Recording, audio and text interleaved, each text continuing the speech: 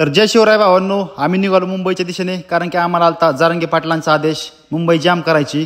जो घरात बसला तो मराठा कसला. मग आम्ही गेलो जाऊन रेल्वे स्टेशनला गेलो. आम्हाला भेटली रेल्वे. मग बसलो रेल्वेमध्ये आम्ही. मग रेल्वेमध्ये लोणी काळभोरचे मराठा बांधव भेटले, कुंजीर पाहुणे, इंदलकर पाहुणे. मग काय सर्वांनी छत्रपती शिवाजी महाराजांच्या घोषणा दिल्या, जारंगे पाटलांच्या नावाने घोषणा दिल्या. मग काय एकदम वातावरण कसं एक नंबर झालं, भगवमय वातावरण सगळं. तिथून पुढे गेलो आम्ही लोणावळ्याच्या बोगद्यामध्ये. लोणावळ्याच्या बोगद्यात क्रॉसिंगला रेल्वे पडली. तर मग काय थोडा फोटोशूट केला, आनंद घेतला वातावरणाचा. सर्व मराठा बांधवांनी घरून डबे बांधून आणले होते. मग सर्वांनी आम्ही मिळून जेवण केलं, कुंजीर पाहुणे, इंदलकर पाहुणे. मग जेवण केल्यावर झोपलो आम्ही. मनोज झोपला. मग मी बी तिथून पुढे झोपलो थोड्या वेळ. आम्ही 2 तास झोप घेतली. तर पोहोचलो आम्ही छत्रपती शिवाजी महाराज रेल्वे स्टेशनला उतरल्या बघितलं तर तुफान मराठा बांधवांची गर्दी. मग तिथून आलो आम्ही बाहेर आल्यावर बघितलं तर सर्व मुंबई भगवीमय झाली होती. बघन तिकडे मराठा बांधव. त्याचबरोबर एक नंबर पाटलांच्या घोषणा चालू होत्या. काय तो पाऊस, काय त्या मराठ्यांच्या घोषणा, एवढा जल्लोष, एवढा अंगात ऊर्जा देणार होता की बास बघत राहावं. मग पुढे महानगरपालिका आहे, तिथं पण सर्व मराठा बांधवांनी अख्खी महानगरपालिका जाम केली. मग आम्ही पोहोचलो आझाद मैदानावर पोहोचल्यावर झाला पाऊस पण एवढा चालू होता, पण एक पण मराठा बांधव इकडला तिकडला हल्ला नाही कुठं आजूबाजूला. मग काय पाटलांचं दर्शन घेतलं. मग थोडा फोटोशूट केला, पाटलांच्या नावाने जय घोष केला. सर्व मराठा बांधव एवढं उत्साही होते की बास बघन तिकडं पाटलांच्या नावाचा जय घोषच चालला होता. मग पाटलांचा फोटोशूट केला थोडा, पाटलांना व्हिडिओमध्ये जवळ जाऊन बघितलं.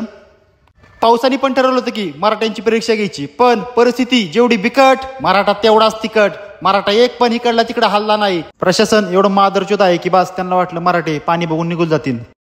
ऊन वारा पाऊस काही आल तरी मराठा मागे हटणार नाही, ही सुद्धा पोलिसांनी ओळखलं होतं. थोडा पाऊस कमी झाला तर म्हणलो आता मैदानावर गेलो. मैदानावर फोटोशूट केला, पाटलांच्या नावाचा जय घोष केला. तिथे मराठा बांधव सुद्धा खाली पाण्यात उपोषणाला बसले होते पाटलांसोबत. मग काय एक ऊर्जा वेगळीच निर्माण झाली अंगामध्ये. दाखवून दिलं की अख्ख्या जगाला मराठ्यांचं वादळ पुन्हा एकदा मुंबईमध्ये धडकलं. मनोज दादा जारंगे पाटील यांच्या नावाचा जय घोष केला. त्याच्यानंतर मित्राचा फोन आला की मी म्हणला महानगरपालिकेकडे आलोय, मला न्यायालय. मग गेलो आम्ही महानगरपालिकेकडे. मी आणि मनोज, उमेश आम्ही 3 जण महानगरपालिकेकडे पोहोचलो. तर आता आम्हाला ठरवलं कुठेतरी फिरायला जायचं म्हणलो, थोड्या वेळ टाइमपास करायचा, कारण की आम्हाला संध्याकाळी मुक्काम करायचा होता. संध्याकाळपर्यंत करणार काय.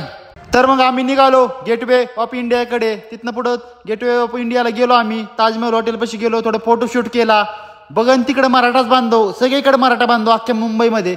कुठे जा जारंगे पाटलांच्या नावाच्या घोषणाच चालू होत्या. मग आम्ही तिथे 1 तास घालवला आणि तिथनं पुढे आम्ही परत आता ठरवलं की आता कुठं जायचं. मग आता म्हणलो चला आझाद मैदानावर. पाऊस पण बंद झाला होता. मग मी, उमेश आणि मनोज आम्ही 3 पण परत टॅक्सी केली आणि निघालो आझाद मैदानावर. 5 मिनिटांमध्ये आम्ही पोहोचलो मैदानावर गेल्यावर भेटले रमेश पाटील तुम्हाला सर्वांना माहितच असेल, संभाजीनगरचे आहेत.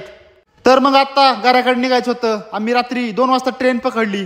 2 वाजता ट्रेन पकडलो आम्ही. आता मग दिवसभर फिरून दमलो होतो, आता झोपायचं होतं आम्हाला. मग काय ट्रेनमध्ये सुद्धा चांगली जागा मिळाली झोपायसाठी. मंगळवार, बुधवार आणि गुरुवार 3 दिवस परत मुंबईला जायचंय. तर घरनं थोडं म्हणलो सामान घेऊन जावं. तर ब्लॉग कसा वाटला नक्की कमेंट करून सांगा. जय जिजाऊ, जय शिवराय, जय शंभूराजे. भेटूया पुन्हा नवीन ब्लॉग मध्ये. नवीन वारी, मुंबई वारी. एक मराठा लाख मराठा, लढेंगे जीतेंगे हम सब जारंगे.